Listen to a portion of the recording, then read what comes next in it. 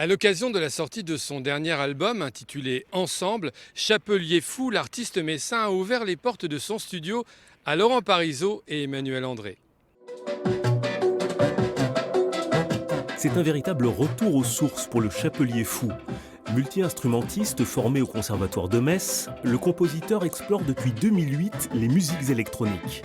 Une quête solitaire qu'il rêvait de partager avec un ensemble. En avril 2021, le confinement lui a permis de passer à l'acte à l'occasion d'un concert à l'Arsenal.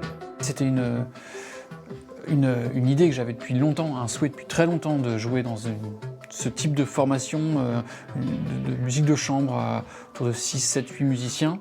Est-ce que ça serait pas le moment de faire ça plutôt que de forcer à faire rentrer des concerts électroniques dans des cases qui n'étaient pas vraiment faites pour ces concerts-là? Version revisitée du répertoire du Chapelier Fou, ce concert entièrement filmé et diffusé sur Arte a été vu par plus de 120 000 spectateurs. Une formidable carte de visite. Une quarantaine de concerts ont suivi et l'envie de conserver une trace de cette expérience. Enregistré en 10 jours à Nancy, un disque est né, Ensemble. 12 titres, issus dans leur grande majorité des précédents albums du Chapelier Fou, interprétés par un quatuor à cordes, un piano, une batterie et une clarinette basse. C'est aussi un bon test pour mes morceaux pour savoir s'ils ont aussi cette dimension traditionnelle, s'ils peuvent être traduits pour un ensemble complètement acoustique. Et quelque part, moi aussi, ça me rassure sur la